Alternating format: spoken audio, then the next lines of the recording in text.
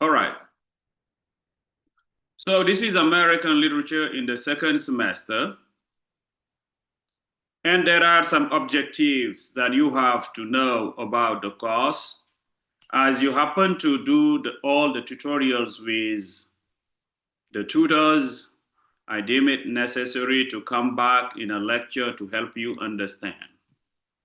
So in terms of objective, this is chapter 1. Today,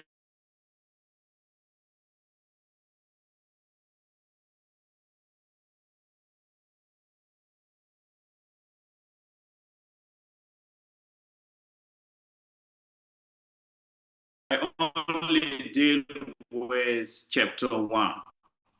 And chapter 1 is about colonial and Puritan writings. This period marks the 1600 to the 1776.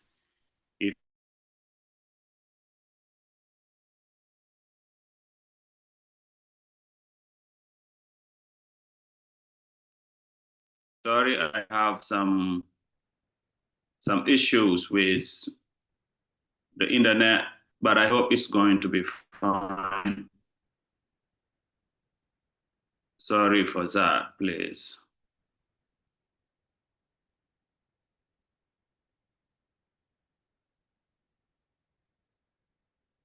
Okay, so I'm here, I'm back. Let me know anytime there is a problem. Okay, where I am, the internet connection is not very strong. I said a while ago that we are going to deal with chapter 1. And chapter 1 deals with colonial and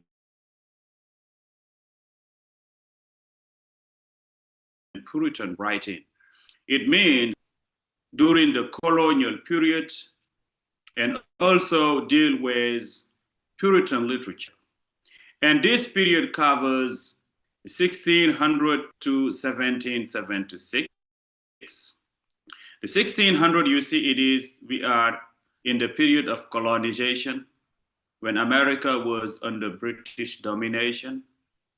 And the 1776 marks the American independence. In terms of objective, what you have to understand is, number one thing, understand the religious, moral, and cultural. Basically, you should understand that American literature has a religious and moral foundation. So in terms of origins, and second, understand and identify the major themes of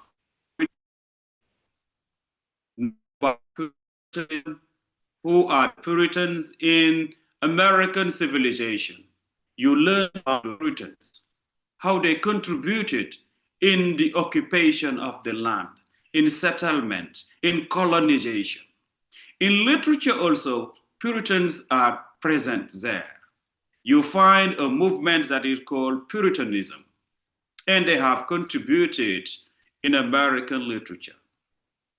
You also need to know the contributions of early writers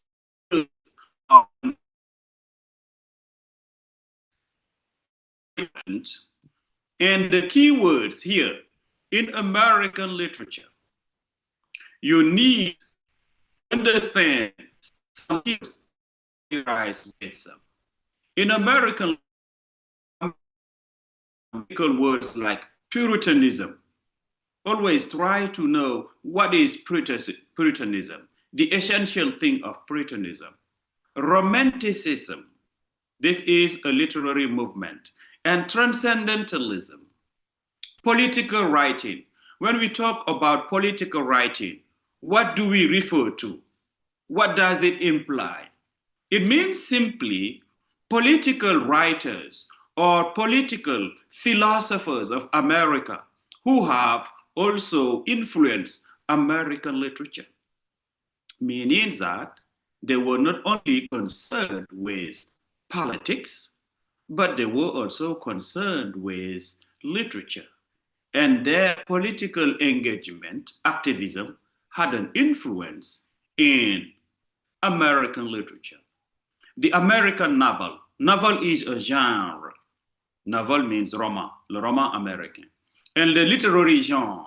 What are the literary genres that have influenced American literature? And the other one is slave narrative. A slave narrative, you know what is a narrative? You know what is a slave?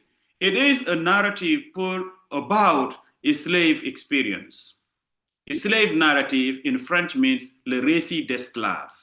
Ce sont les récits qui ont été produits par les esclaves. In terms of introduction, it is important to know that it is above all like a journey. It's just like a journey through the nation's cultural, historical, and intellectual development. What if you decide to learn American literature? It's just like a voyage. It's a journey, a fantastic and a fabulous journey that tells you about American experience. It's a journey that drives you from the nation's cultural, historical, and intellectual development. That's what reading American literature looks like. Okay, class? Please let me know in any time. It is very quick. I repeat, studying American literature is above all a journey through the nation's cultural, historical, and intellectual development. It's a journey that tells you about the cultural experience of America, historical experience of America, and the intellectual development of America. In simple words, it tells you about the literary representation of America. Literature is fiction, it's imagination. But in the imagination, you will see also how Americans imagined their nation, how Americans imagined their history, how Americans imagined their culture, and how Americans imagined their development in literature. So from the first colonial writings to great masterpieces, masterpiece in French means chef-d'œuvre. The great masterpieces of the 18th century and 20th century, American literature reflects the evolution of people who sought to define themselves through words, faith, and ideas. This means simply that since the beginning of American history, or since the beginning of American literature, you know, even in civilization, you started with a colonial period, the time of occupation by settlers. So since the colonial writing, it means when settlers arrived and they occupied the land, literature already started. And understand that even before this, there was a kind of oral tradition. American literature is also influenced by myths, legends, folktales, and folklore from Indians, Indian culture. Remember the Native Americans. So understand that there were a kind of oral tradition. That's why I say that from the first colonial writing to the great masterpieces of the 18th, 19th, and 20th century, American literature reflects the evolution of people who sought to define themselves through words, faith, and ideas. So it means the main idea of the writers was to define themselves, to express their identity. Through faith, it means showing their religion, their beliefs, and also their ideas. Remember that America has a very rich history of ideas, of philosophy, of culture, of, a lot of things. So this course, American literature, introduces you to the main stages of this literary evolution.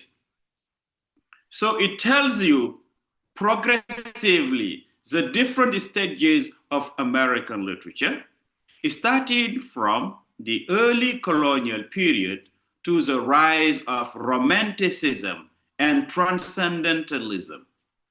Later in the course, we will deal with Romanticism and Transcendentalism. But these are keywords, ce sont des mots-clés. And if I try briefly to explain to you, or you ask me a question, so what is Romanticism? Romanticism is simply, it was literary and literary, artistic. And it was the 18th and 19th century, Romanticism. So what was the focus of Romanticism? Romanticism insisted on emotion, individualism. You know, American culture, people talk about a lot about individualism, American individualism. The Romanticism insisted on emotion, individualism, and the power of nature and imagination. They talked about the power of nature and the power of imagination over Enlightenment reason, order, and industrialization. They did not talk about reason, science, or industrialization. It favored emotion, individualism. It also insisted on subjective experience, the sublime, and often the desire for the past or the exotic. It was about romantic and exotic things. That's why when you read, you know, romantic writers, you familiarize with themes like heroic individual, spiritual connection with the nature, fascination with the medieval, and emotional experience influencing literature. That's the main idea of Romanticism. All right? Are you with me? So please let me know. If it is quick, I can go slower. And if you don't understand, also ask questions. You can post them in the chat. So Transcendentalism came after Romanticism. Transcendentalism was in the 19th century. It was an American philosophical, spiritual, and literary movement. In simple words, it was a movement, a literary movement that was philosophical, spiritual, and literary. And this movement insisted on intuition, like in French, l'intuition, okay? Instinct, okay? Individualism, and the inherent goodness of people and nature, talking about the good side of people and the good side of nature. Transcendentalism or transcendentalists, they challenge societal norms. They were against societal norms. It means les normes sociales. Les normes sociales, autant pour moi. They challenge societal norms, c'est les normes sociales. And they established religion by asserting that truth is found through personal insight and experience than rather logic or empirical evidence. In these writers, they affirmed that truth, la vérité, is found through personal insight from your personal view and experience. You cannot find it in logic or empirical evidence. And key writers, when I ask you to give me example of key writers of transcendentalism, tell me Ralph Waldo Emerson and Henry David Thoreau. These are very influential writers of transcendentalism. Ralph Waldo Emerson and Henry David Thoreau. They promoted self-reliance. What does self-reliance? You know, Americans believe in self-reliance, la confiance en soi. l'indépendance, l'autonomie. Americans do not like dependence. Les Américains n'aiment pas la dépendance. Okay? And deep connection with the natural world. We will see this later. So early American writers were thus deeply connected to the experience of settlement and exploration. So this means that the first American writers, they connected the literature with their experience as settlers or explorers. In simple words, it means that American literature at the very beginning was to the experience of, the settlers, c'est les colons, and the exploration. How these people arrived in the new world. Remember the new world. These are there for a mission to settlement, but also they wrote about their experience.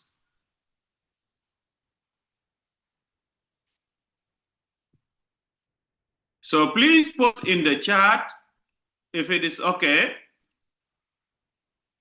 Can you post in the chat for those who are in the Zoom? Is it okay? Can I continue? Those who are in the chat, in the Zoom, please post if it is okay. It's not very quick. Or you can post on the YouTube. Is it okay? Not very quick. Can I continue?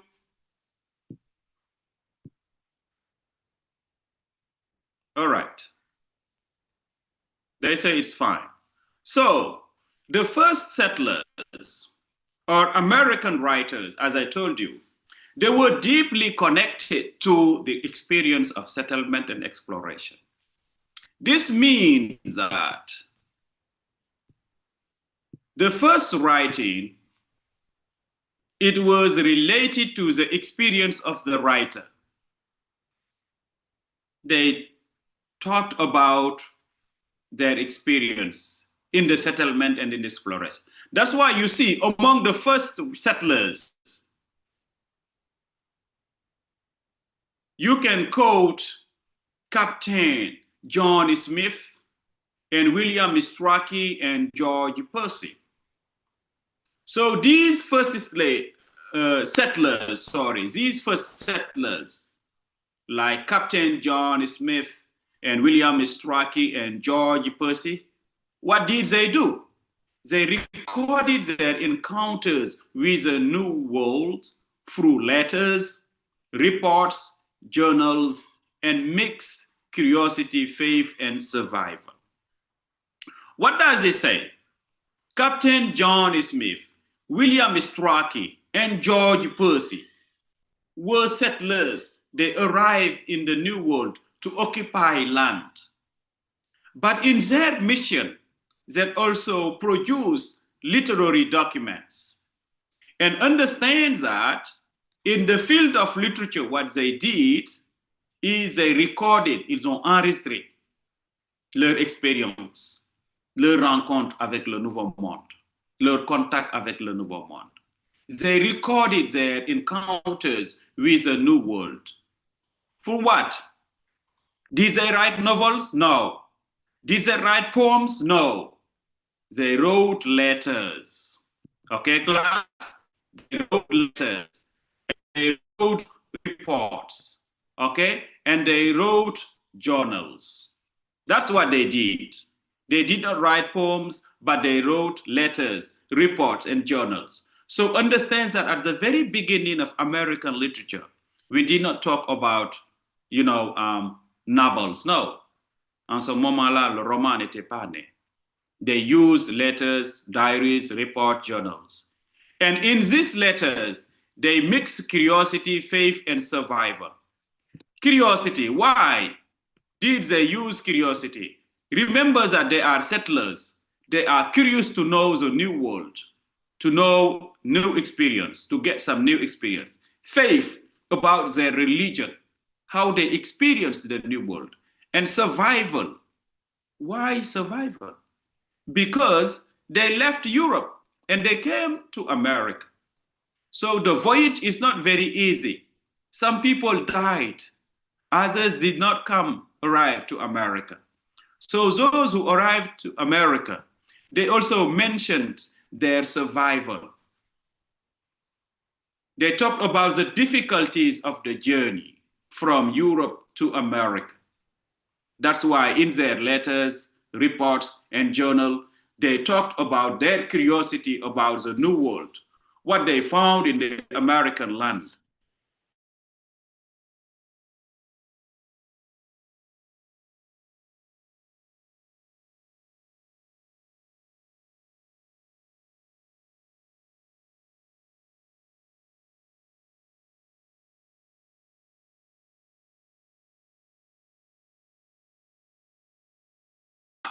Grow into a rich and diverse literary tradition. So understand that these things, okay, continued, grew, and then the works of explorers or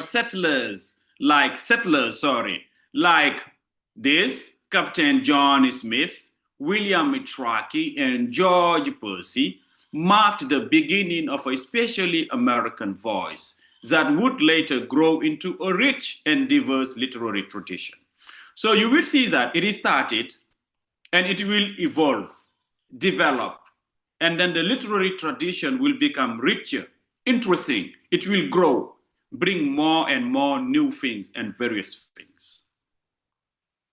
And then you will see the addition, the arrival of Puritans added a strong moral and spiritual dimension to American letters.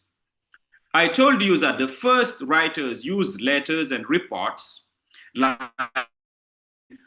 John Smith or William Strachey.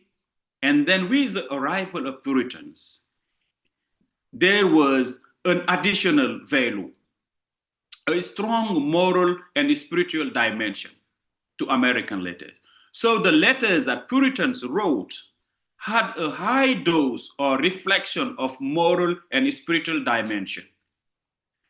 Puritans taught people about their morale, their personality, their spirituality. And you see that the letters that Puritans wrote would be different from the letters that the settlers wrote. So Puritan writers such as John Winthrop, I told you about John Winthrop, and William Bradford, and Cotton Mather, they saw literature as a tool for religious instruction and moral reflection. Remember in the first semester, I taught you an introduction to literature. In Introduction to Literature, we revisited the functions of literature. Look at here, for Puritans, what is a function of literature? Puritan writers, they saw literature as a tool for religious instruction and moral reflection. So it means simply that Puritans use literature to teach people religion, to tell people more about God, to tell people more about their personality, to tell people about divinity, what life looks like, the relationship between the person and God, between religion and society. That's what Puritans tried to do. So the Puritans' definition of literature, if I repeat class, they consider literature as a tool for religion instruction and moral reflection. It means that they used literature to teach people religion and morale. Are you with me, class? So the vision of Puritans of life as a divine mission deeply shaped the American moral imagination and introduced key themes such as sin, redemption, and the struggle between God and evil. So the vision of Puritans was a divine mission.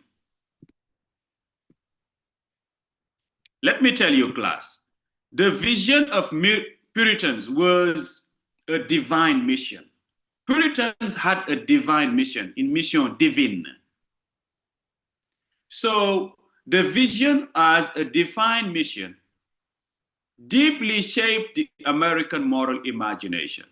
So meaning that in the domain of literature, literature is imagination, but Puritans gave literature a divine mission. So the divine mission shaped American moral imagination. Mission, they introduced key themes in American literature, as their mission in literature was to have a divine mission.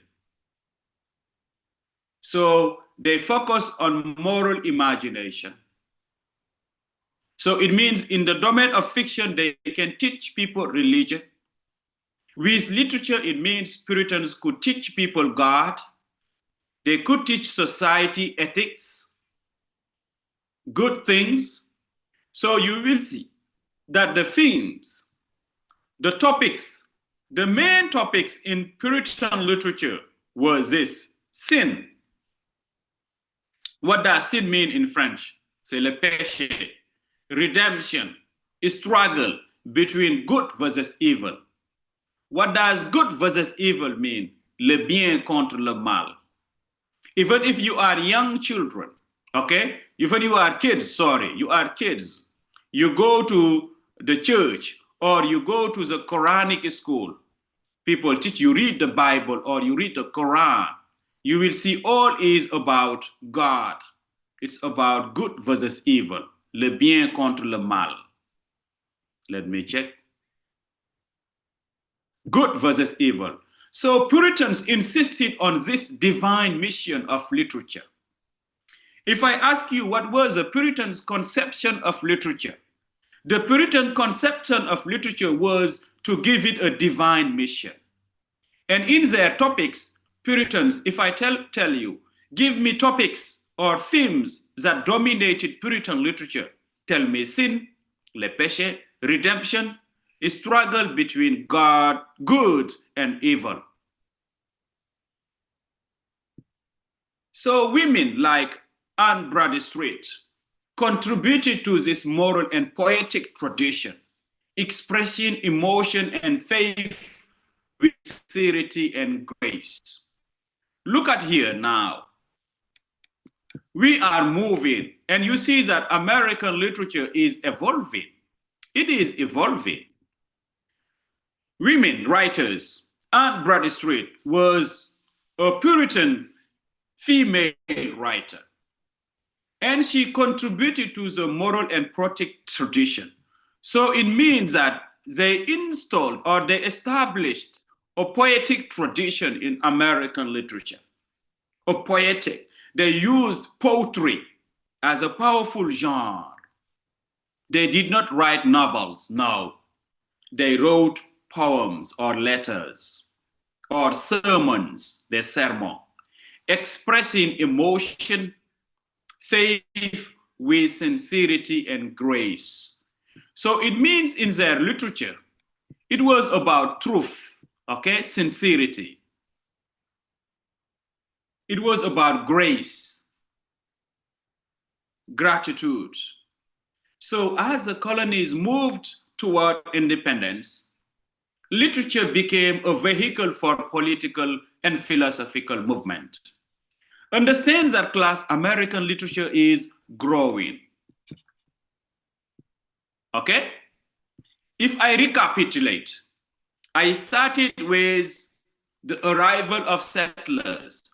Actually, even before the arrival of settlers, Native Americans, their literature was influenced by the oral tradition, myths, legends, folktales from Indian Americans. Okay? The settlers came. People like like George Percy or John Smith. They were settlers. they started writing letters and reports and diaries talking about their personal experience, letting people read. When you read the letters of John Smith, you understand. So later on, the colonies moved. So Puritan literature came. And after Puritan literature came, we can move to political writing as America was going to its independence. So America was going to its independence, and you know, independence is political. It's philosophical. So political and philosophical ideas started, and they were introduced in American literature. About the revolutionary period, the American Revolution, it gave birth to the rise of writers, philosophers like Benjamin Franklin, Thomas Paine, and Thomas Jefferson. These are philosophers and political thinkers, but also they contributed in American literature because they marked what is called political writing. Political writing emerged essentially during the American Revolution. When the American Revolution started, the American Revolution was about independence. So the literature also was influenced by political thinking, by philosophical thinking, and writers like Benjamin Franklin, Thomas Paine, Thomas Jefferson. They did not write fiction, but they wrote political, documents. They did a kind of political production. And their works combined reason. That's why people loved them, clarity, and passion to articulate the ideals of freedom, democracy, and human rights. That's why until now, when you read American literature, you find these topics: freedom, democracy, human rights. So at the time of the revolutionary period, so political writers also marked this period of American literature because they were kind of political writing. And at the same time, Black writers played a significant role. Yes, let us not forget, it's not only white people, but also Black people. How? At the same time, Black writers played a significant role as early African American writers such as Phyllis Whitley, a woman, and Olaudah Equiano brought new voices to the literary landscape, using their words to affirm dignity, equality, racial issues, and resistance. They were enslaved people deported from Africa. At this time, it was not easy for Black people to write because it was a time of slavery, and some of them were enslaved. Ils sont mis à l'esclavage. That's why people do not want to call them slaves, but people call them enslaved people. Faites beaucoup attention. Les gens préfèrent les appeler enslaved people que de les appeler slave people. Pourquoi? Parce qu'ils n'ont pas fait ça volontairement. On les a forcés à l'esclavage. C'est pourquoi on les appelle enslaved people. OK? Évitez de parler de ça. Slaves. Les historiens n'aiment pas ça. Ils disent que ce ne sont pas des esclaves. On les a forcés à devenir des esclaves. Donc, le terme correct, c'est enslaved people. Are you with me, class? Do you know now what is the difference between a slave and an enslaved people? Make the difference, please. So understand that new voices like Olaudah Equiano and Phyllis Whitley, they contributed. So with the birth of the United States came the desire for a national literature. And then you see it grew. So we are moving to a national literature that reflected American experience and the landscape. So American literature, okay? You hear people say American literature, or you hear people say US literature. So it is called a national literature. And it talked and it dealt with American experiences and landscape. Landscape, c'est le paysage, c'est l'environnement littéraire. C'est le monde américain en général. So the early 19th century saw the emergence of the American novel and the flowering of Romanticism. So in the 19th century, the American novel was born. Le roman américain a vu le jour. Writers like Washington Irving, Nathaniel Hawthorne, Allen Edgar Poe, Herman Melville, and poets like Walt Whitman and Emily Dickinson transformed American writing into a true art form that explored reality and the human soul. So great American writers like Washington Irving, Nathaniel Hawthorne, Allen Edgar Poe, Herman Melville, Walt Whitman, and Emily Dickinson, they transformed American writing into a true art. It has become artistic form of expression. And they use literature or American literature as a true art, artistic form of expression. And they explored imagination, individuality, and the human soul. So the transcendentalist, I told you about the transcendentalist. So transcendentalist writers or thinkers like Ralph Waldo Emerson and Henry David Thoreau, they added a spiritual and philosophical depth. So they brought a contribution. What was a contribution of transcendentalists? Okay, transcendentalist writers like Ralph Waldo Emerson and Henry David Thoreau, their contribution was to bring a spiritual and philosophical depth. They insisted on self-reliance, nature, and inner life. That's what the transcendentalists did. It was a literary and philosophical. So thus, from the first colonial diaries, what is a diary? Okay? In French, you hear somebody say diary, c'est un journal quotidien où vous écrivez votre vie quotidienne, votre vie du début jusqu'à la fin. Diaries. Okay? Thus, from the first colonial diaries to the great romantic masterpiece, c'est chef-d'œuvre. American literature tells the story of a nation searching for identity and meaning. So, in sum, from the beginning, meaning the diaries, the letters of settlers, okay, to the great romantic masterpieces, up to the generation of transcendentalists and romantic writers, what did American literature do?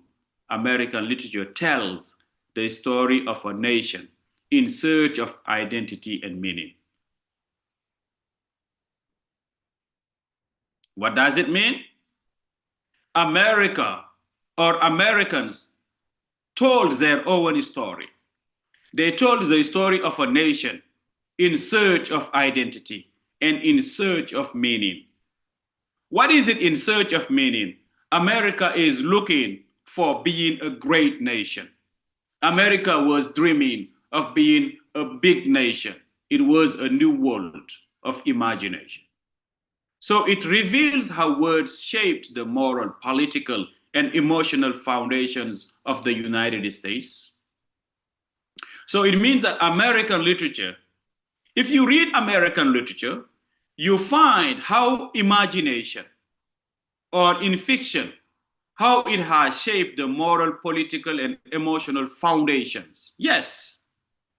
If you read American literature, you find philosophy. If you read American literature, you find religion.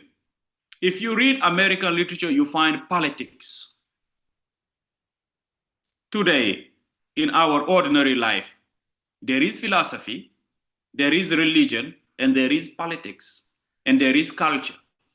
So American literature tried to gather all this.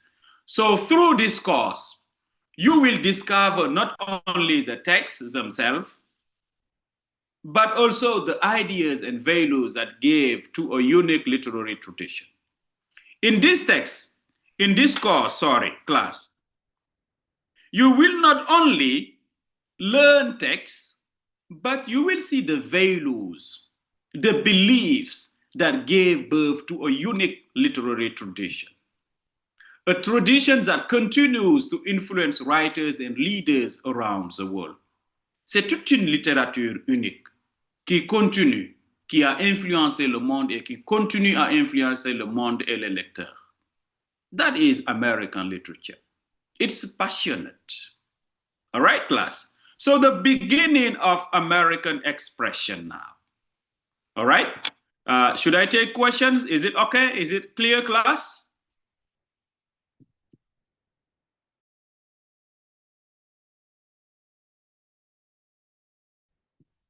Can you post in the chat or in the YouTube, chat or comments? Is it okay? Is it clear for everyone? Yes. Now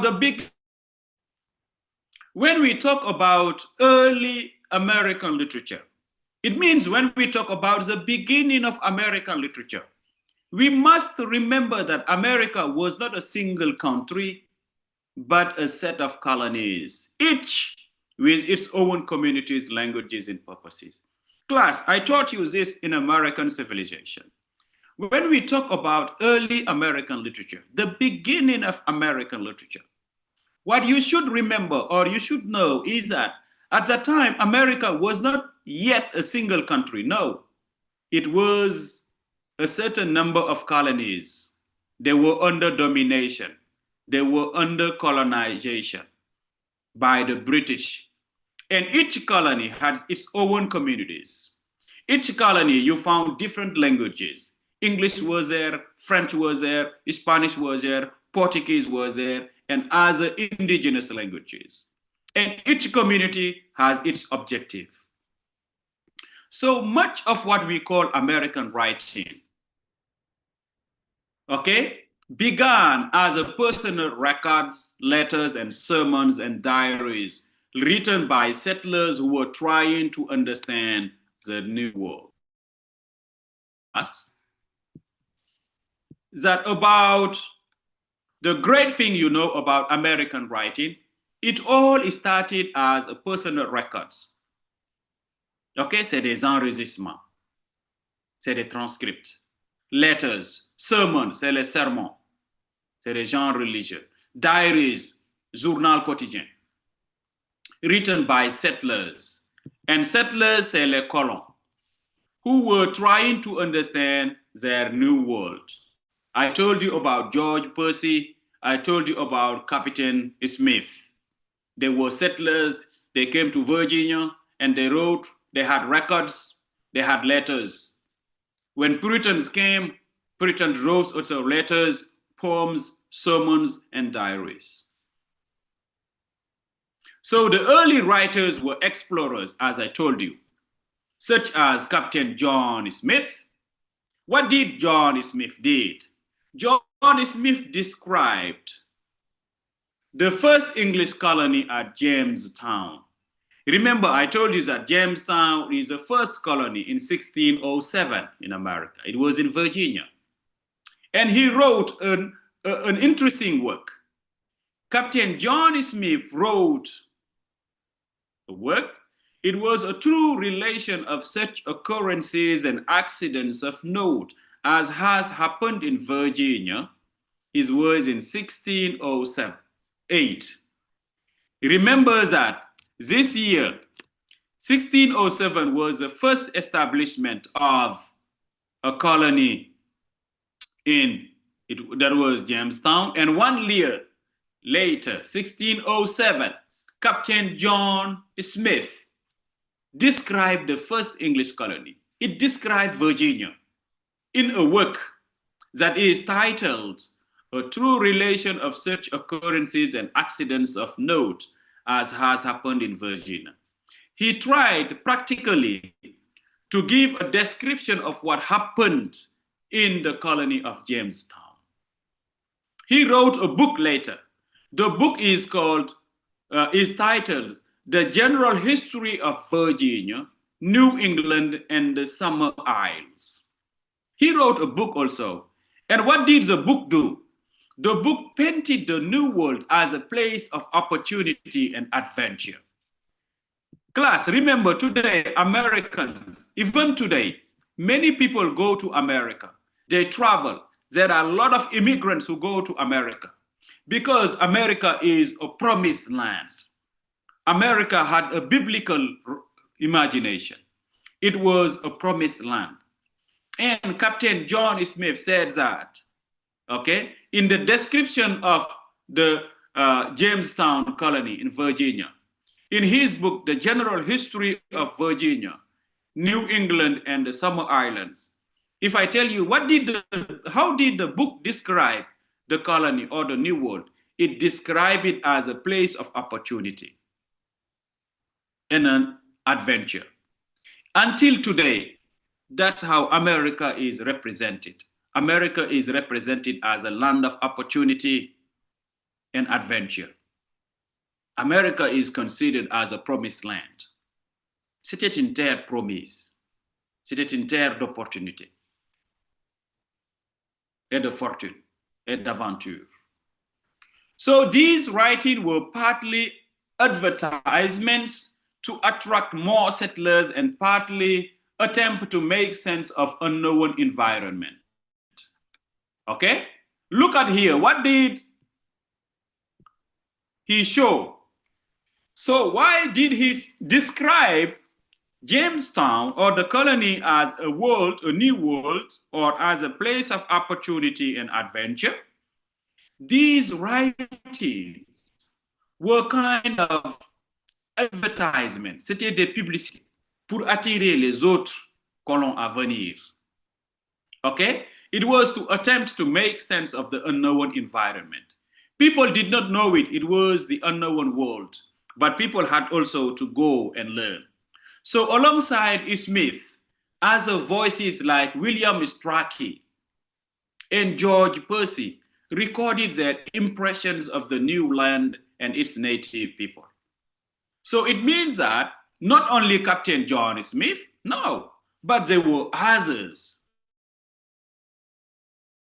And George Percy, who also recorded their impressions. They recorded their impression about the new land and its native people. The works of William Strachey and George Percy were more practical than artistic. Okay? What does this mean? What does this mean? The works of settlers were more practical than artistic. C'était des écrits qui étaient plus pratiques qu'artistiques. So it means that our manga,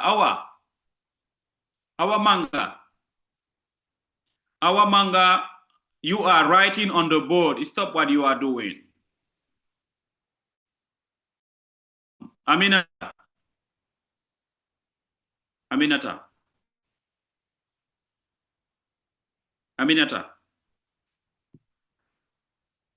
Aminata, vous me recevez? Oui, Alessandre, je vous reçois. La plateforme. C'est elle qui dessine sur le tableau. Qui? Our manga. Même si ce n'est pas fait exprès, vous la retirez de la plateforme. D'accord. Oui. Okay, so class, please stop what you're doing. Okay, these works were practical and more practical than artistic. Okay, so it means that what they were writing was about their experience. Okay, it was not about beauty. And it marks the first written expressions that would later evolve into American literature. So these intellectuals influenced the beginning of American literature. So you see how these intellectuals captured the attention of people. So Captain John Smith was a soldier and a writer. Yes. So Captain John Smith was a soldier and a writer. He was best known for his role in establishing the Virginia colony at Jamestown. So he arrived in Jamestown as a soldier. He arrived in Jamestown also as a settler, but he had the passion to be a writer. He wrote about his experience, he wrote about his life and the life of Jamestown. And Jamestown was the first permanent colony in North America. So John Smith was a soldier and his father was a farmer. He was a soldier of fortune in Europe before he joined the Virginia Company. And remember, in the settlement, there was a Virginia Company of London. So he was in that company. So once at Jamestown, Captain Smith served also on the local council. He was in the administration. You see, he occupied very important positions. He was a soldier, he was a writer, he also worked in the administration. He served in the local council. And he explored and mapped the Chesapeake Bay. So he explored and he mapped the Chesapeake Bay.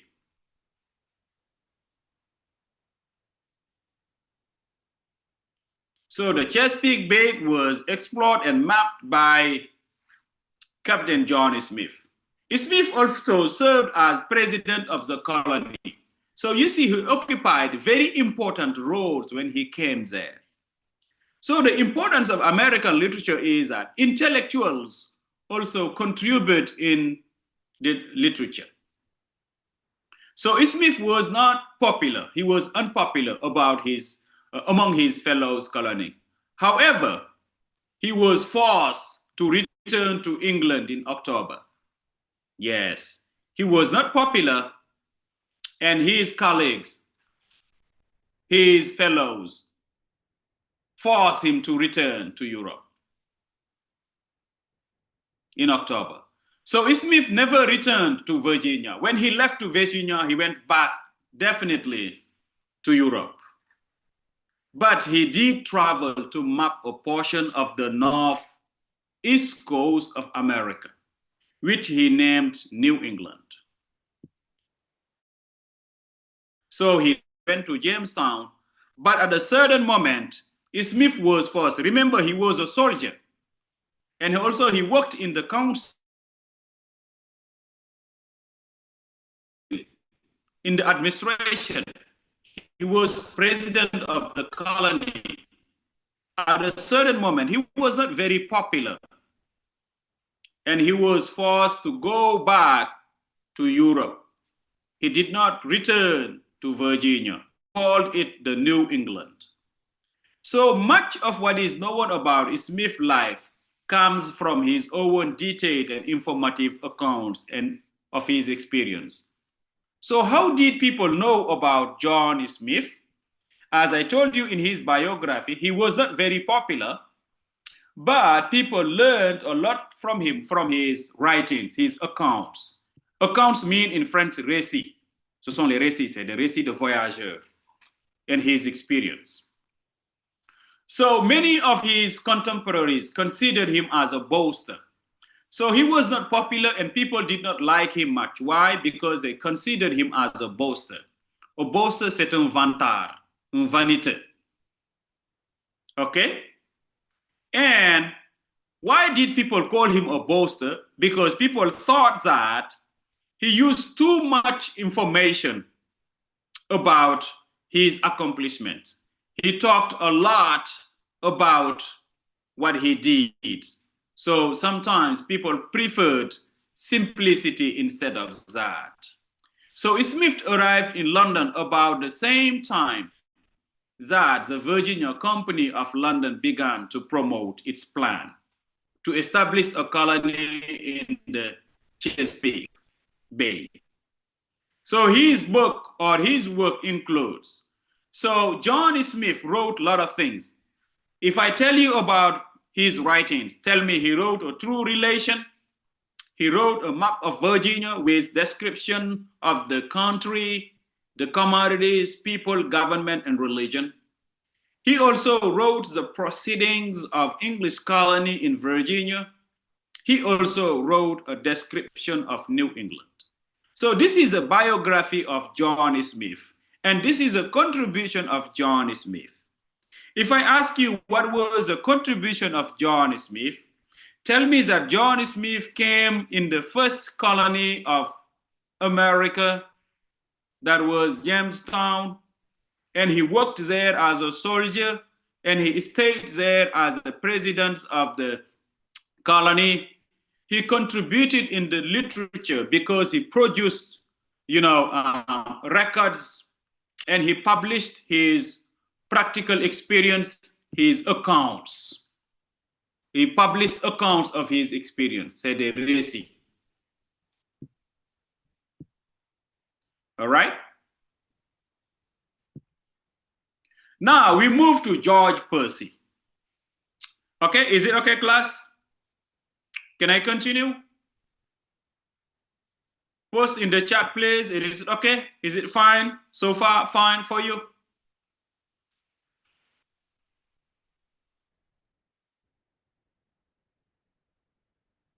Can I continue? Yes? Please feel free to ask questions. You can post your questions in the chat. Post your question in the chat. Now another settler and another writer, who is George Percy. While in Virginia, George Percy published observations gathered out of a discourse of the plantation of the southern colony in Virginia by the English. An account that describes the transatlantic voyage and the landing in Virginia before breaking off in September. So, who is George Percy? George Percy also was a settler like Captain John Smith. When he arrived in Virginia, he published observations gathered out of a discourse of the plantation of the southern colony in Virginia by the English. This one was an account. An account means in French, un récit. It was a description of the transatlantic voyage. It means how they navigated from Europe, how they arrived in America. Okay? And as the account ends, an alarming number of men are dying of disease. So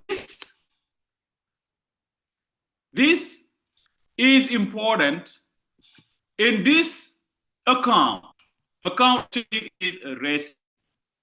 It tells about the conditions of the voyage from the Atlantic coming to America. That's why you see, as the accounts ends, okay, at the end of the accounts, you see an alarming number of men are dying of disease. Remember that I told you in American civilization, with the contact of Europe and America, it was a clash. It was hostile. Many people died because of contamination, because of diseases. They did not know each other. Some people came with diseases, epidemic, and many people died. And in the voyage, the book of George Percy said that a number of men were dying of disease. And it says that many times, 3 or 4 in a night. So it means every night, 3 or 4 people die in the morning. Their bodies trailed off the cabin like dogs to be buried. He said that when they were leaving Europe, coming to America, in the voyage, crossing the Atlantic, it was terrible. Plus, it's just like today, the people who leave Africa and who go to Europe with illegal immigration. With the boats, the ships, there are accidents. Some die of diseases every day. But it is different. It's a different context. I want to explain you what George Percy explained in his account. He said that the crossing of the Atlantic was terrible. It was a very hard journey. it was difficult because a number of people died of disease. Several times, 3 or 4 people died in a night or in the morning. You see their bodies straight out of the cabins of the boats like dogs to be buried. In this sort, I did see mortality of diverse of our people. And remember that I told you in American civilization, the rate of mortality was high.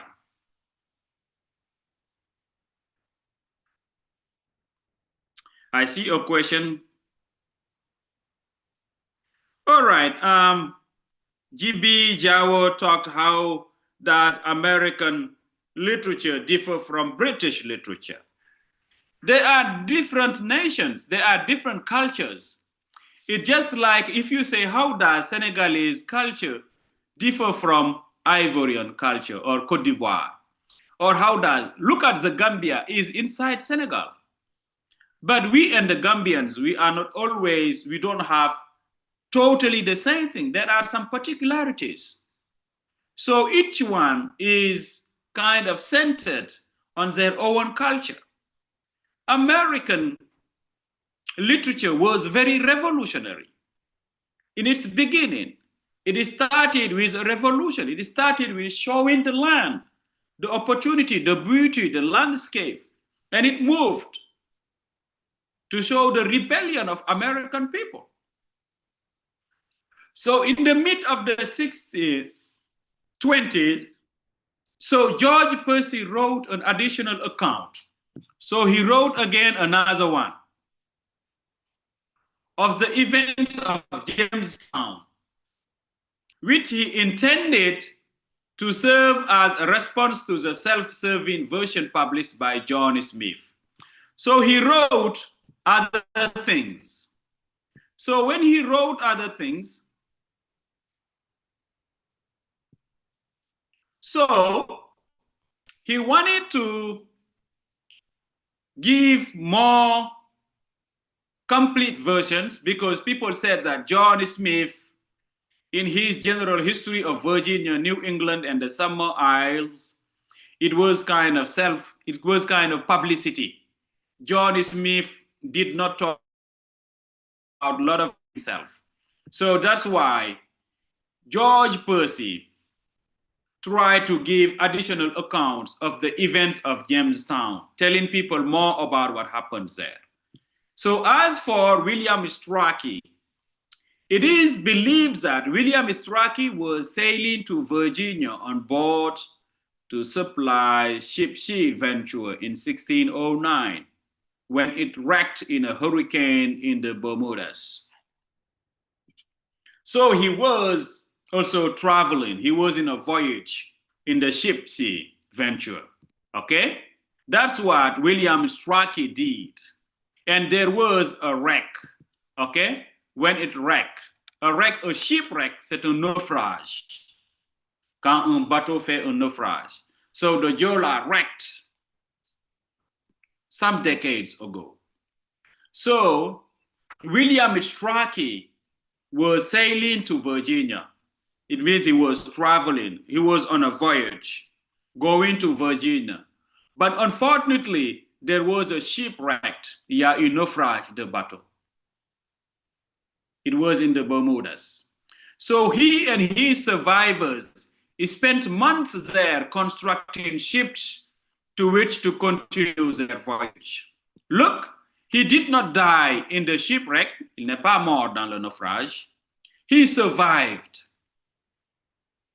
So William Strachey and the other survivors, they spent there months. Why?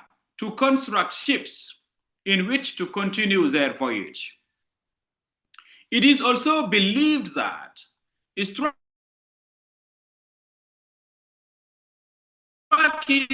account of this voyage inspired William Shakespeare to write The Tempest. If you read British literature, it seems that it was influenced by this accident of William Strachey, who was sailing to Virginia, and there was a shipwreck, il y a eu un naufrage par un ouragan. Et c'est cette histoire qui a influencé The Tempest de William Shakespeare. This is what he said. So arriving in Jamestown in 1610, Strachey became secretary of the colony for 1 year. So you see that these people, these settlers, they were also, authorities, administrative authorities.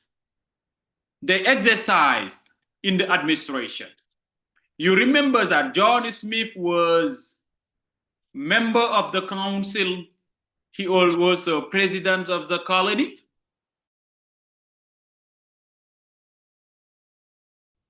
And you see here that William Strachey also became secretary of the colony for 1 year. And he wrote much. So they wrote much about the life of people. So Strachey's description of James Fort and its building have been an invaluable source of Jamestown discovery and archaeology. You know that in history, people publish a lot about archaeology. So the writings of Strachey contributed about the discovery of archaeologists.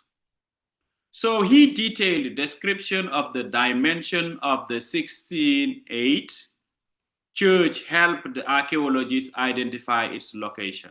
So it means the writing of Strachey, its detailed description of the dimension of the 1608 church, it helped archaeologists, ce sont les archéologues, to identify the location of the church. Now, I move to Puritanism. All right? About Puritanism and the moral imagination. Now we have moved class from the settlers. What the settlers have done. They settled, but also they wrote about the environment. They wrote about the culture. Now we move to Puritanism and the moral imagination. Influence on early American writing was Puritanism. So Puritanism is one of the most powerful influences on American writing. The latter is known as a strict religious belief that shaped New England society. So Puritanism, in other words, is known as a strict religious belief that existed in the New England society. I told you about Puritans. So let us detail Puritanism. The word Puritan comes from purify or purity. Purify or purity. So these were Protestants. Though the Puritans were Protestants, they were Protestant and they did not agree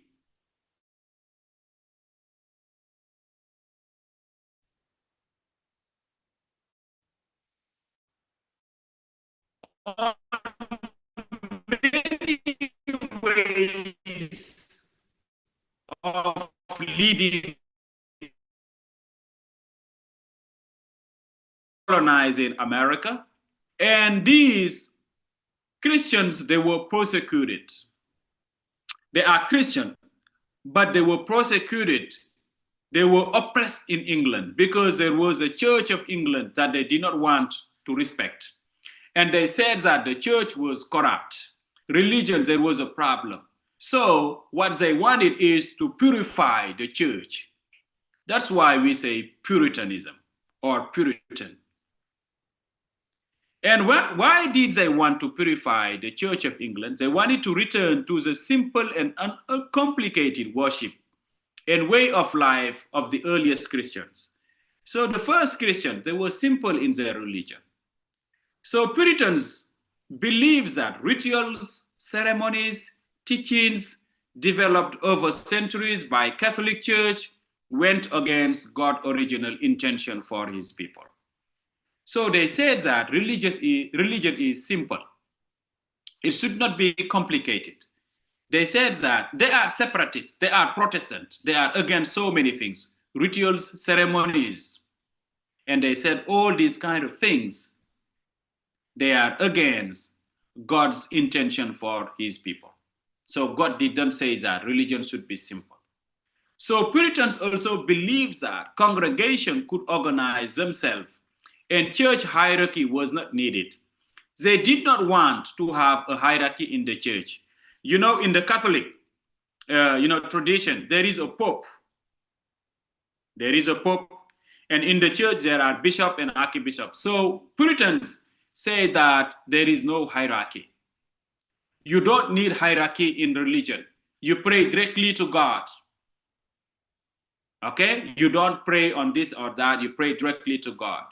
So if you compare a little bit Puritanism and what is happening, for example, in our life here in Senegal. For example, if I give you the example of the brotherhood, c'est comme les confréries au Sénégal. They are all Muslims, but they don't want to apply or to do a lot of things that the other brotherhoods did. It's just like the same. If you try to understand, okay? If you try to understand or to compare, Puritans here would just look like with what the Ibadu represent here in the brotherhoods, les confréries. C'est comme la relation entre les Ibadu et les autres partisans des confréries. It looks like the same.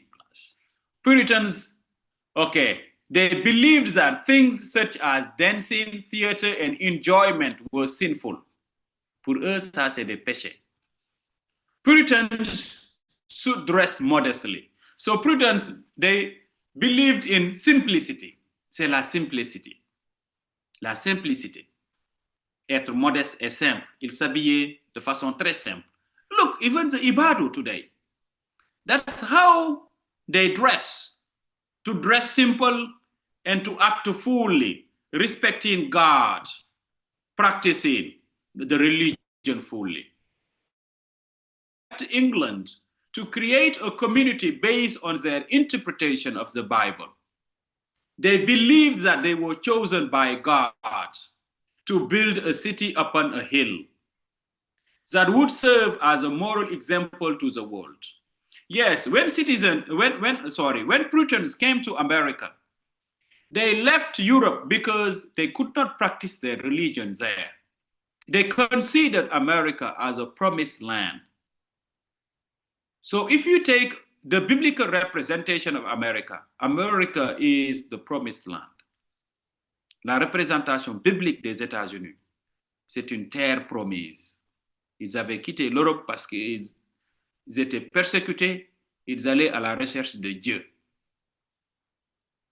So Puritans arrived in England to create a community based on the interpretation of the Bible.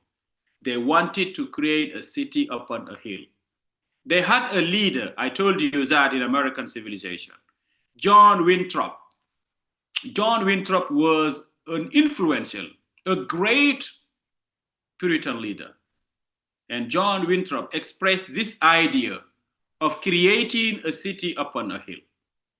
It was a beautiful idea. And John Winthrop developed the idea in one of his sermons, c'est un sermon. And the sermon was titled, A Model of Christian Charity. And this sermon by John Winthrop in Puritan time, he delivered it on a boat. It was aboard the ship Arbella. He encouraged unity. He encouraged love. And he encouraged self-sacrifice, presenting America as a divine mission rather than a merely political one. So As I told you, for Puritans, life was not only about community and politics. It was about religion and God. So Puritans wanted, through John Winthrop, to preach people to also not forget God. They have escaped oppression in Europe.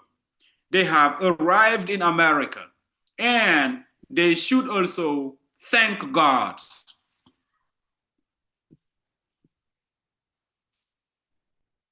Is it okay, class? Are you with me?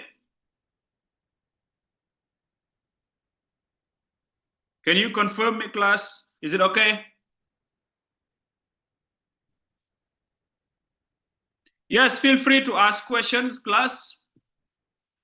Okay, so another important Puritan figure was William Bradford. I give you now another Puritan figure, William Bradford. William Bradford was a governor of the Plymouth colony. So you see that all these writers, they occupied positions in the administration.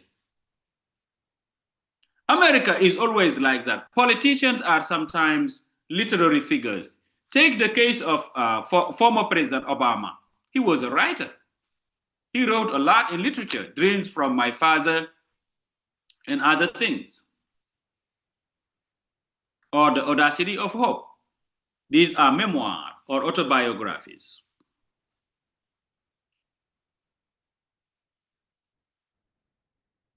So another important Puritan figure was William Bradford. And William Bradford, as I told you, worked as a governor of Plymouth colony for many years. And William Bradford wrote of Plymouth Plantation.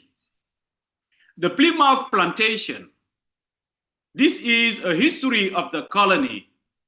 And the Plymouth Plantation by William Bradford, it is an account that tells the history of the colony, and it mixes faith, hardship, and hope. Hardship, c'est les souffrances, c'est le malheur. Faith, c'est la foi. Donc, c'est un récit qui a mélangé, qui renvoie à la foi, à la souffrance et à l'espoir. So Bradford's simple style and honest tone reflects the Puritan. Puritans like simplicity. They like simplicity and they like sincerity. So in this account, you find simplicity in the style and sincerity in the style. That's the Puritan belief. So writing should serve truth and religion, not decoration and pride. So in the in the Puritan belief, I told you, for Puritans, their conception of literature, it is a means of instruction, a means of teaching God and religion. So for them, imagine that I told you that the writings of John Smith, he did not tell the reality 100%. John Smith was boasting. He was talking about himself too much. But look at the writings of William Bradford. It is simple and honest. C'est très sincère et honnête. So why is there a difference between the political writing and the Puritan writing? It's simple, class. Because for Puritans, writing should serve truth, religion, not decoration et plan. Pour eux, les écrits, c'est pour servir, dire la vérité, enseigner la religion et ne pas trop aller dans, comment dirais-je, les fantaisies, décoration ou bien vanité, parler de soi. That's what they thought. So, Puritan writing was moral and didactic. Interesting, class. Puritan literature was moral and didactic. Tell me these things, I see you understand. If I ask you what was the essence of Puritan writing, tell me that Puritan writing was moral and didactic. It means you understand Puritan literature or Puritan writing. Moral, it teaches about religion, personality, character, moral, good life. Didactic, it teaches lessons. Quand on dit que quelque chose est didactique, ça enseigne quelque chose. If I say African literature is didactic, it teaches you about your life or it gives moral lessons. So Puritan literature, Puritan writing was moral and didactic. What was the objective? It was to teach lessons and guide readers toward righteousness. Righteousness, c'est la vertu. C'est le fait d'être vertueux. To be a good person. Class, this is the simplification of Puritan writing. Puritan writing was moral and didactic. Its objective was to teach lessons and guide readers toward righteousness, good things, to be a good character. Puritan literature was teaching or focused on religious devotion, sin, péché, and redemption, and the sovereignty of God. They wanted to tell people devotion, how you should be a believer, how you should avoid sin, redemption, and the sovereignty of God. That's why I told you that if you compare Puritans in our reality, they would correspond to the Ibadu. What do the Ibadu do? They preach people. Puritans use literature to teach people, to preach people. So Puritan literature emphasizes that life is a struggle between good and evil, entre le bien et le mal. And that is virtuous. Moral life is necessary to achieve salvation, even though the elect are predestined by God. Yes. And they said that the moral life is necessary. You have to have a good moral life in order to have salvation. Salvation means protection from God. Protection from God. Even though the elected are predestined by God. What does it mean? It means that they used to say that, okay, life is a selection. God has already selected the good one. These writings explore themes of community, self-control, nature, and reflection of the divine.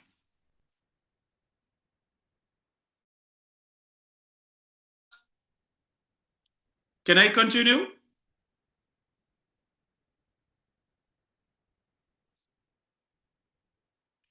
Please post on the chat.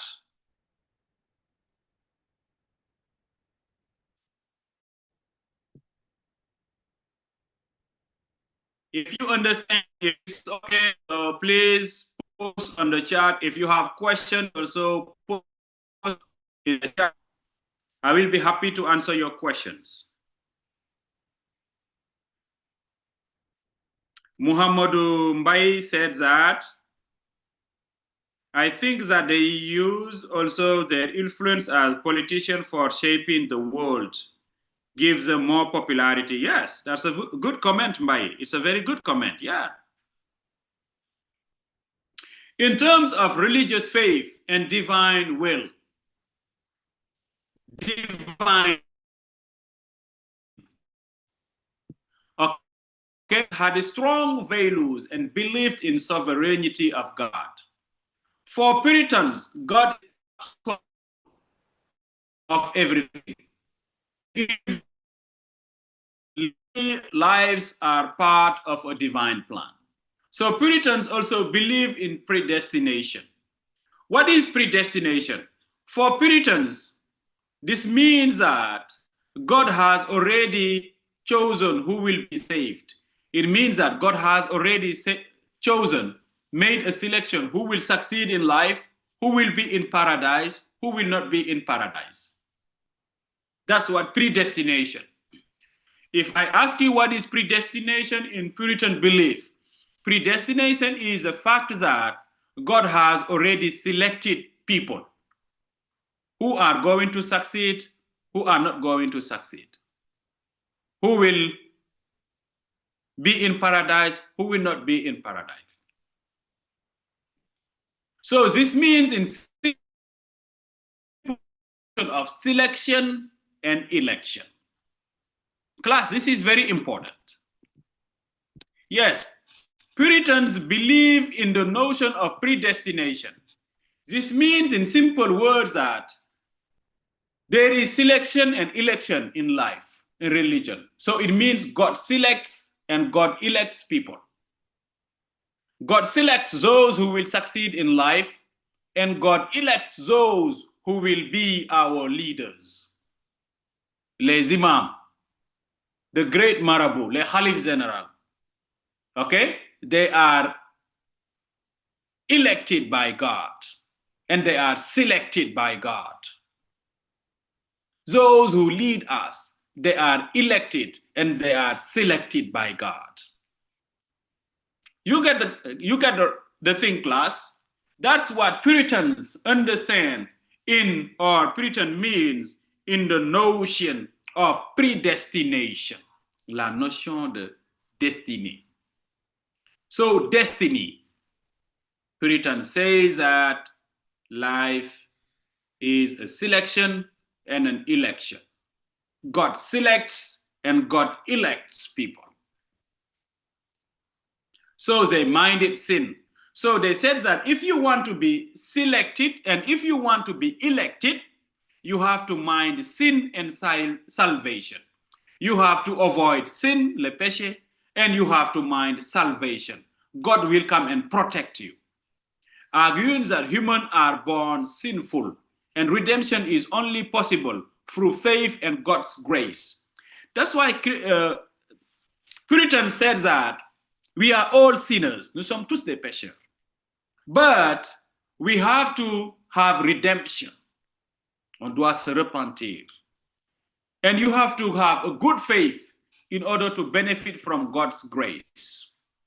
So in terms of moral and social life, the focus was on the struggle between good and evil, entre le bien et le mal. So for Puritans, the world is a battleground. So they need, life is a struggle between God and Satan. Satan says Satan. Okay? And literature often depicts this conflict. And in Puritan literature, you see that there is a reflection of the reality of life, religion, in Puritan literature. They all talked about the notion of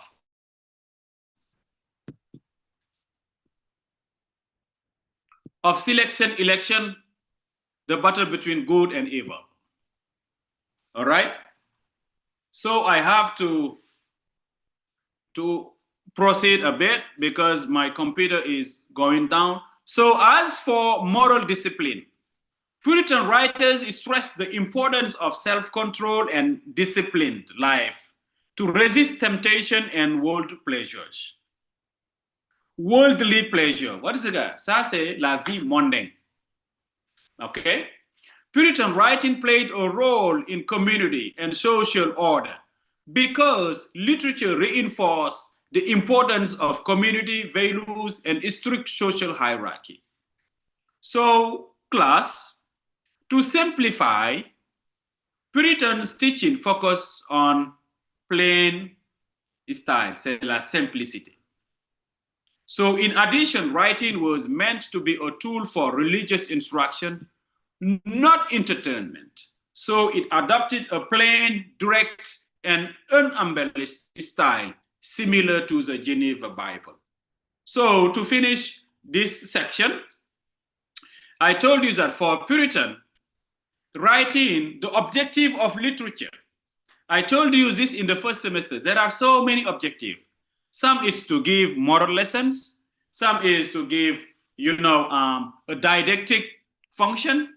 Sometimes it is for entertainment. You read to have pleasure, you read to have fun, you read to have entertainment. But for Puritans, writing is, its function is to be a tool for religious instruction, not entertainment. C'est pas pour se divertir. So they adopted a plain, direct, and unembellished style. So they use a simple and direct style, no imagination, no deviation, and unembellished style, pas de fantasy. So Puritan writers developed experience of the new world, new society and experience. So Puritan literature used some literary devices. Literary devices, what does it mean, class? Literary devices mean, say, the figure de style, a literary device. If I say this is a literary device, ça c'est une figure de style, a literary device. And in this literary device, they use typology, biblical allusion, metaphors, simile, and allegory, etc. They use typology. What was typology? In Puritan writing, you find, if you talk about literary devices, quand vous interprétez les textes des Puritains, faites beaucoup attention à ces figures de style. Vous verrez ça plus tard. You will see it in the second year. Typology. Interpreting Old Testament figures and events as foreshadowing or warning Christ and the gospel. Gospel, c'est l'évangile. This is typology. They interpret the Old Testament, c'est l'Ancien Testament. C'est les personnages de l'Ancien Testament, ou bien les événements. Casting contemporary persons and occurrences reflecting biblical archetype. So they describe, they characterize people or events as reflections of biblical archetypes. This is what we call typology. Or they highlight the unfolding of God's redemptive plan across the ages. This is typology. We talk about biblical allusion, c'est les allusions bibliques. Allusion biblique, c'est quand on fait référence à la Bible. For example, in I say, oh, this is a promised land. Promised land, oh, it looks, par exemple, je lis un poème et je dis, oh, America, look, America is a promised land. You will tell me, yes, it is a land of opportunity. But promised land is a representation, biblical allusion. It represents, paradise, a land of opportunity. It is a biblical allusion. Incorporating references to spiritual passages, employing the diction and imaginary of the Bible to articulate spirituals. Metaphors were very apparent in Puritan writing. Please, class, give me a second. I bring my charger. Give me a second.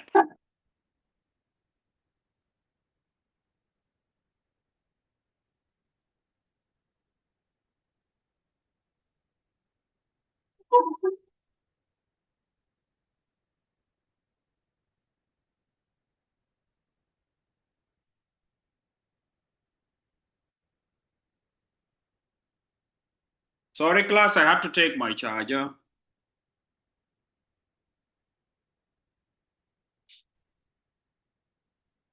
Okay, so metaphors. In metaphors were very apparent in Puritan writing. What is a metaphor?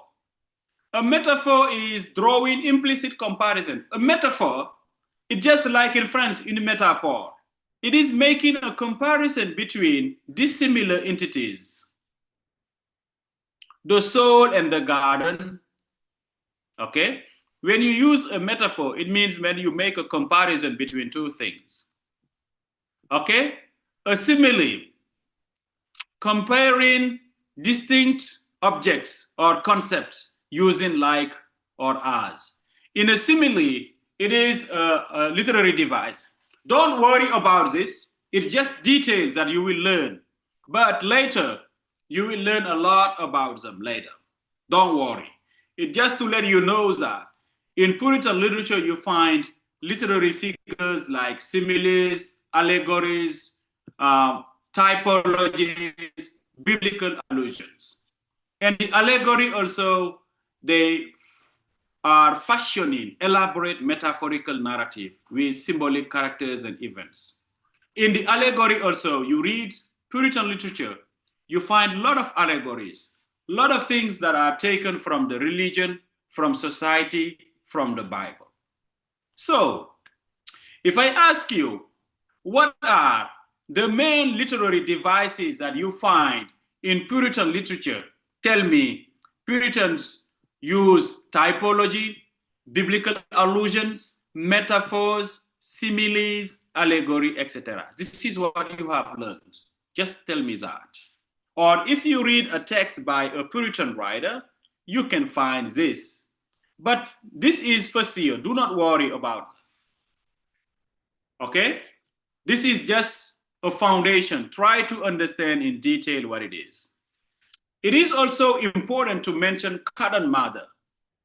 Cotton Mather was among the most famous Puritan ministers who wrote hundreds of books and sermons.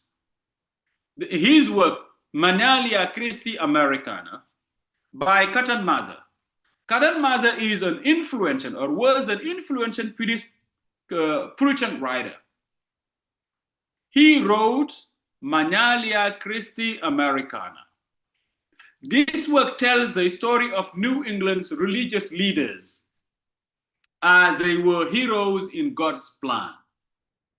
So in Cotton Mather's Manalia Christi Americana, he tells great religious readers in America.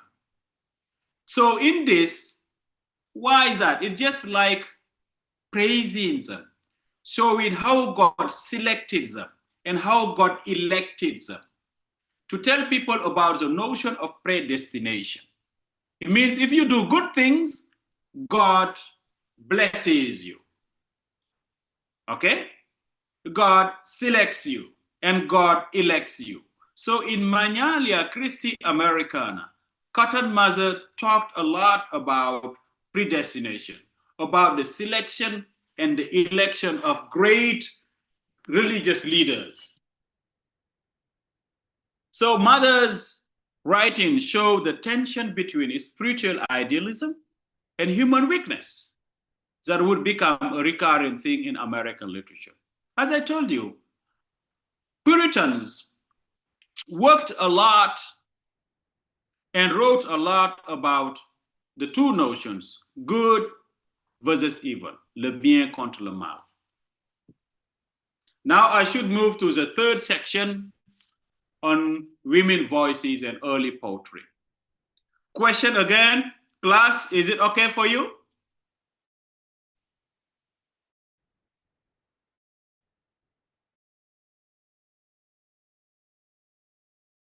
Can you confirm it? Is it okay for you? Feel free to ask questions.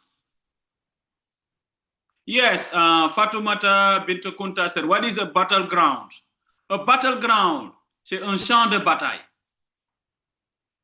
If I say, oh, the militaries are on the battleground, ils sont sur le champ de bataille, a battleground. Life is a battleground. La vie est un champ de bataille. A battleground, is that what it means? Okay, class, is it clear? Is it okay for you?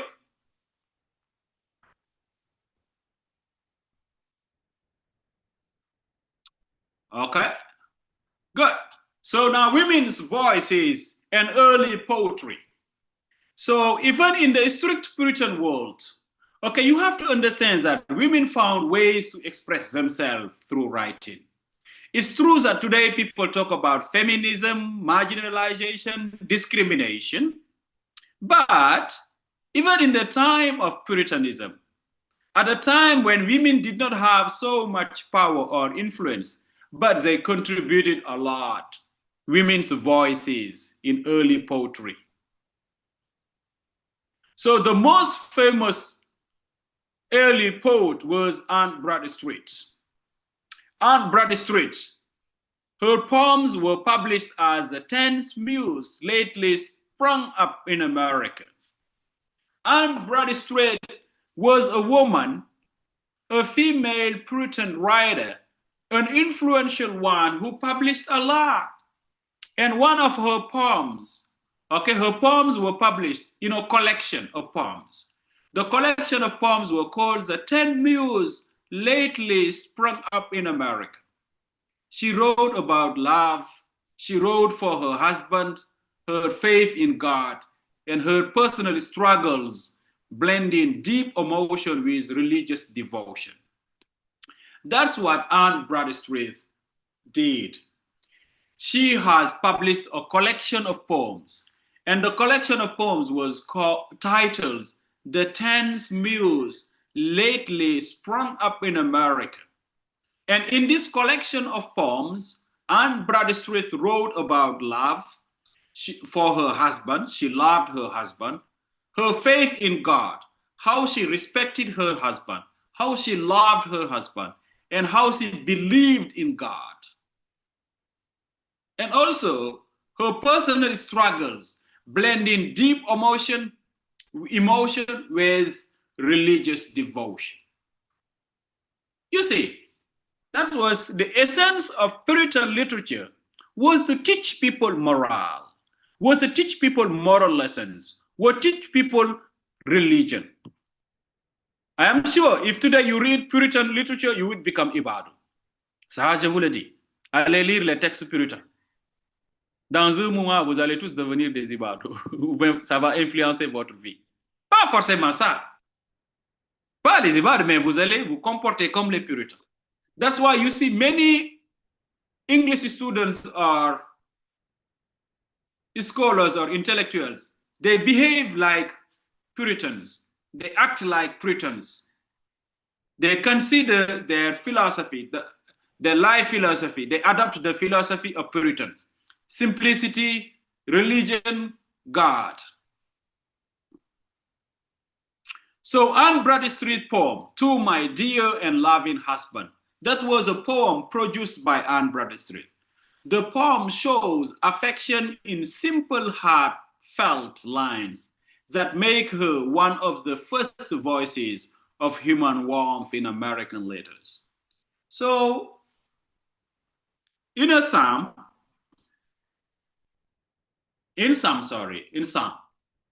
Anne Bradstreet wrote about love.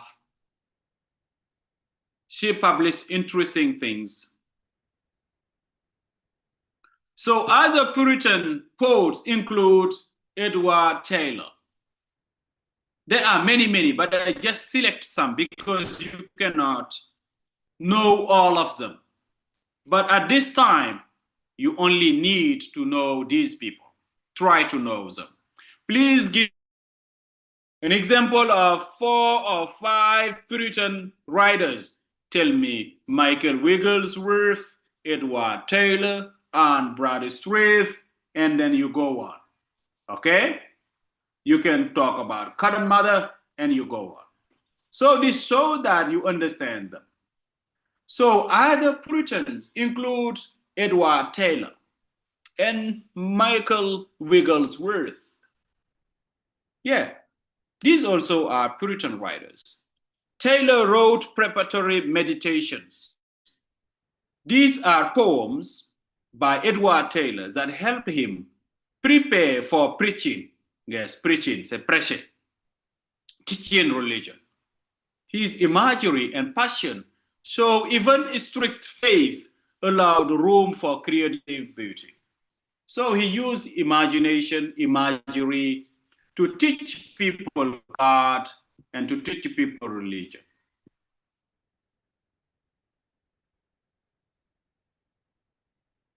They Fatunjai, Puritans are Christians? Yes.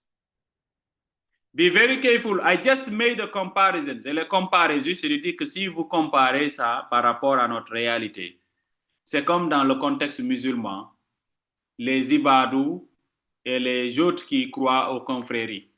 Eux, les ibadous ne croient pas aux confréries. Maintenant, dans la religion chrétienne, les puritains aussi ne croient pas à la hiérarchie. Eux, ce sont des séparatistes. Ils disent que l'Église est corrompue. Il ne doit pas y avoir de hiérarchie. Ça ne doit pas être hiérarchisé. Chacun prie sur Dieu directement. Il ne doit pas y avoir de pape, il ne doit pas y avoir d'archevêque ou bien de prêtre. OK? Christians. Il ne faut pas confondre chrétien et catholique. C'est comme quand vous dites, don't confuse, Christianity is a religion. It's just like when you say Islam is a religion, Muslim. But a Murid is a Muslim. A Tijan is a Muslim. A Nyasen is a Muslim. A Khadriya is a Muslim. An Ibadu is a Muslim. In Christianity, you have Catholics and you have Protestants and you have Puritans. Do you understand now? Christians have different religious groups. You have Catholics, you have Protestants, you have the Quakers. Il y en a beaucoup, des sous-groupes. The Jehovah's Witnesses, les témoins de Jéhovah, ce sont des chrétiens. Maintenant, j'aime pas parler de ce terme-là, secte. C'est des groupes. Is it clear now?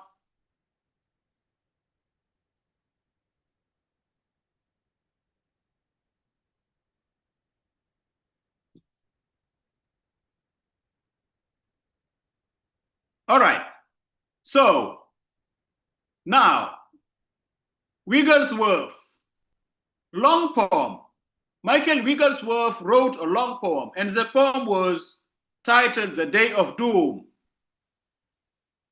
It became the first American bestseller describing Judgment Day in vivid, frightening detail, exposing how people should fear God and avoid being sinners in order to escape punishment and God in judgment. Michael Wigglesworth wrote a poem, and the poem was The Day of Doom. C'est le dernier jour du jugement. The Day of Doom.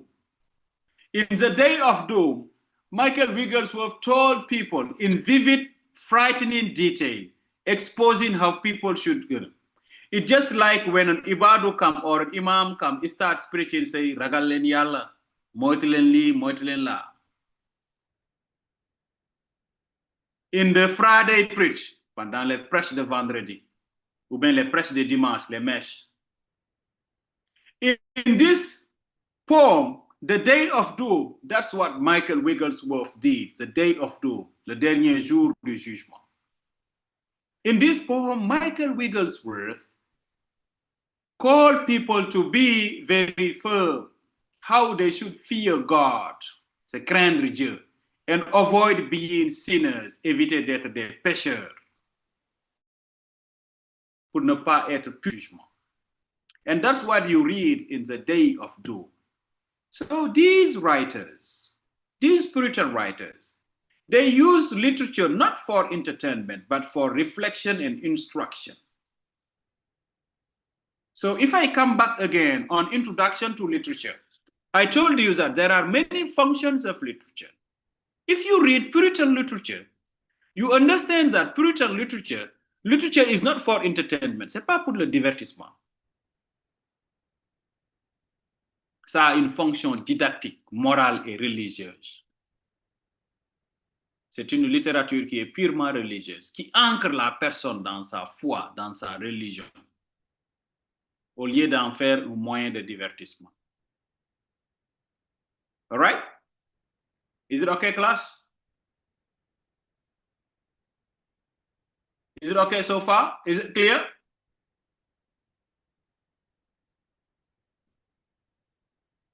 Is it clear, class, for you? Is it okay so far? Can I continue? I'm almost done. Yes, good. Okay, now faith, community, and the dawn of literary nation. Dawn, c'est l'aube. Bien l'aune, si vous voulez. By the 1700s, writing in the colonies began to move from purely religious to more reflective and personal forms. So it means in the 17th 1700s, in the 18th century. Writing in the colonies began to move. It progressed from purely religious to more reflective and personal. Now, it started moving now, Puritan literature, not about religion, but it moved from purely religious form, it moved to personal forms. Diaries, sermons, and letters started to reveal the inner life of people living between faith and uncertainty. So here you see diaries, c'est les journaux quotidiens. C'est les diaries, journal quotidien. Sermons, c'est les sermons. C'est les sermons. Puritan tradition taught Americans to see writing as a way of examining the soul. So in Puritan literature, it teaches the readers that literature, okay, is a way of examining your soul. A habit that would influence later writers from Jonathan Edwards to Nathaniel Hawthorne. So if you take writers like Nathaniel Hawthorne or Jonathan Edwards, they started now being influenced by Puritan literature. Edwards, a great Puritan thinker, Jonathan Edwards, wrote Sinners in the Hand of an Angry God. Look at this, it's very nice. Regardez. Sinners, c'est les pécheurs, in the hands of an angry God. What does it mean? It means people who sin. C'est de grands pécheurs qui sont entre les mains d'un Dieu fâché. You get it? It's a sermon. It's very interesting what Puritan wrote. So Jonathan Edwards wrote Sinners in the Hand of an Angry God, a sermon famous for its intense imagery and emotional power. The vision of Jonathan Edwards is a world balance between salvation and damnation. Salvation is when God protects you. Damnation is when God condemns you. Yes, Puritan literature is typically religious. Salvation and damnation. Sinners in the Hand of an Angry God is a sermon by Jonathan Edwards. And his vision of a world was balanced between salvation and damnation. Salvation is when God protects you, when God elects you. Damnation is when God condemns you. You are a sinner. You don't do good things and God punishes you. Salvation, damnation. And remember what I explained to you in terms of election and selection. Good versus evil, c'est le bien contre le mal. If you do good things, God elects you. God selects you. If you do bad things, you are in evil, God punishes you. So when you do good things, or somebody who does bad things, so what he said, life is a battleground, c'est un champ de bataille. Yeah, it's like that.